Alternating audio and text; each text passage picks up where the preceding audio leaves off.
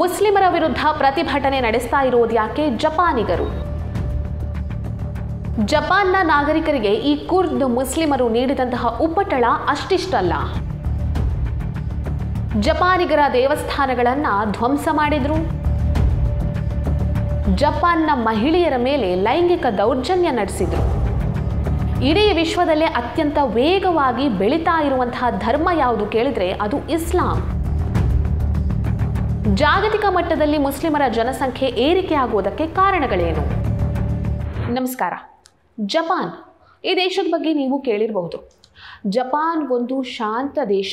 ಇಂತಹ ಶಾಂತಿಯುತ ದೇಶದಲ್ಲಿ ಈಗ ಪ್ರತಿಭಟನೆ ನಡೀತಾ ಇದೆ ಅಂತ ಹೇಳಿದ್ರೆ ನಂಬೋಕಾಗತ್ತಾ? ಖಂಡಿತವಾಗ್ಲೂ ನಂಬೋದಿಕ್ಕಾಗಲ್ಲ. ಕಾನೂನು ಬಾಹಿರವಾಗಿ ಯಾವುದೇ ರೀತಿಯ ಪ್ರತಿಭಟನೆಗಳು ಕೂಡ ಜಪಾನ್ನಲ್ಲಿ ನಡೆದಿರುವಂತಹ ಉದಾಹರಣೆ ಇಲ್ಲ.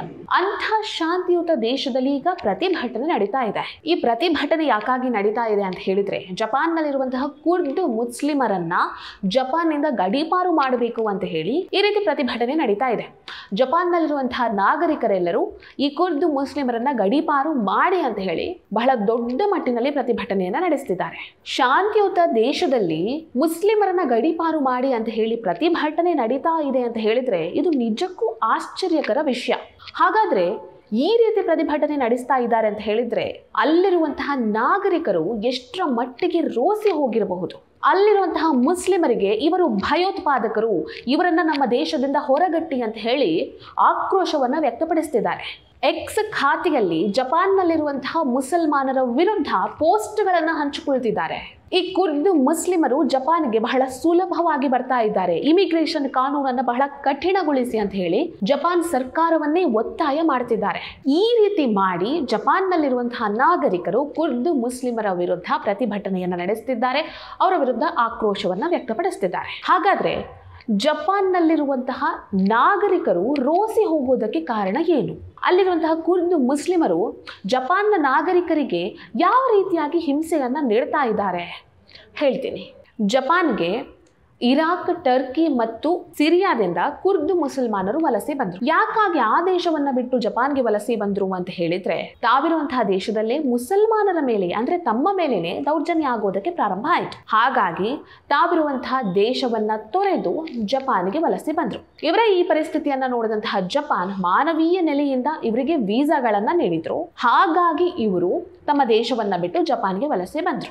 ಯಾವಾಗ ಜಪಾನ್ನಲ್ಲಿ ಈ ಕುರ್ದ್ ಮುಸಲ್ಮಾನರ ಸಂಖ್ಯೆ ಜಾಸ್ತಿ ಆಗುವುದಕ್ಕೆ ಪ್ರಾರಂಭ ಆಯಿತೋ ಆವಾಗ್ಲಿಂದ ಜಪಾನ್ನಲ್ಲಿರುವಂತಹ ಕೆಲ ಪ್ರದೇಶಗಳು ಕುರ್ದಿಸ್ತಾನ್ ಆಗುವುದಕ್ಕೆ ಪ್ರಾರಂಭ ಆಗಿಬಿಡ್ತು. ಈ ಮುಸಲ್ಮಾನರು ನೀಡಿದಂತಹ ಉಪಟಳದಿಂದ ಜಪಾನಿಗರು, ಶಾಂತಿಪ್ರಿಯ ಜಪಾನಿಗರು ಬೀದಿಗಿಳಿದು ಹೋರಾಟವನ್ನ ಮಾಡುವಂತಹ ಪರಿಸ್ಥಿತಿ ಬಂತು. ಯಾಕೆ ಈ ಜಪಾನ್ ನಾಗರಿಕರಿಗೆ ಅಲ್ಲಿರುವಂತಹ ಮುಸಲ್ಮಾನರನ್ನ ಕಂಡ್ರೆ ಇಷ್ಟೊಂದು ಆಕ್ರೋಶ ಅಂತ ಹೇಳಿದ್ರೆ 2023ರಲ್ಲಿ ಒಬ್ಬ ಕುರ್ದ್ ಮುಸ್ಲಿಂ ಜಪಾನ್ನ ಒಬ್ಬ ನಾಗರಿಕನನ್ನ ಕೊಲೆ ಮಾಡ್ತಾನೆ.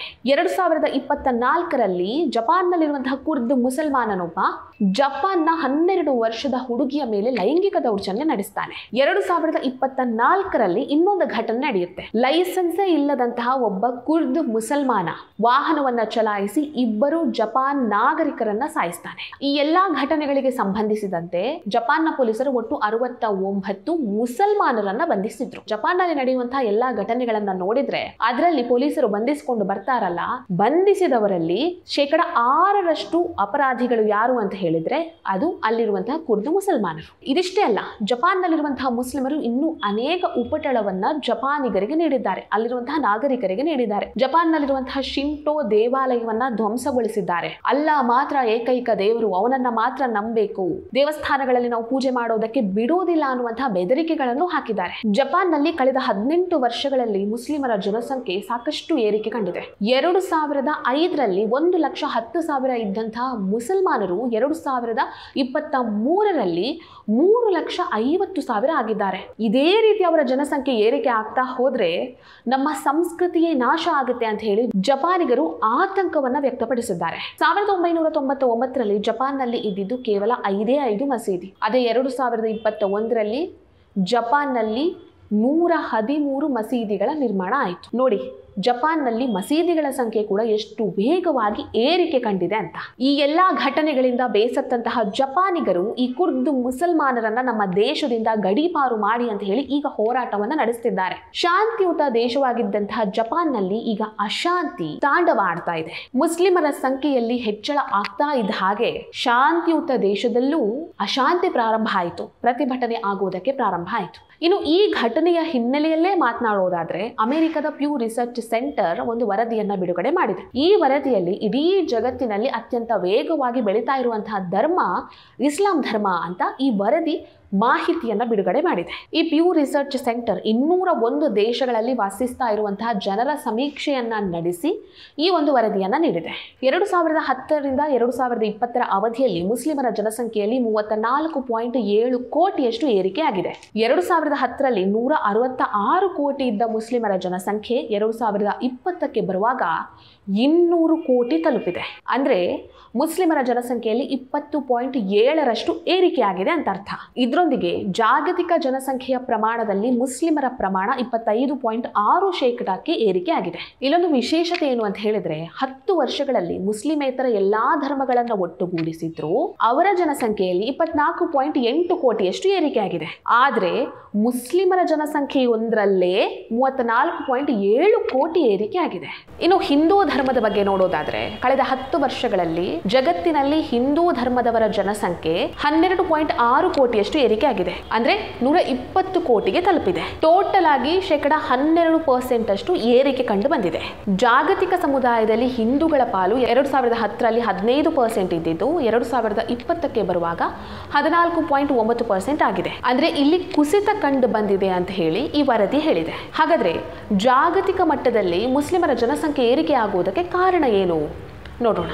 ಮುಸಲ್ಮಾನರ ಜನಸಂಖ್ಯೆಯಲ್ಲಿ ಏರಿಕೆ ಆಗುವುದಕ್ಕೆ ಪ್ರಮುಖ ಕಾರಣ ಏನು ಅಂತ ಹೇಳಿದ್ರೆ ಅವರ ಜನನ ದರ.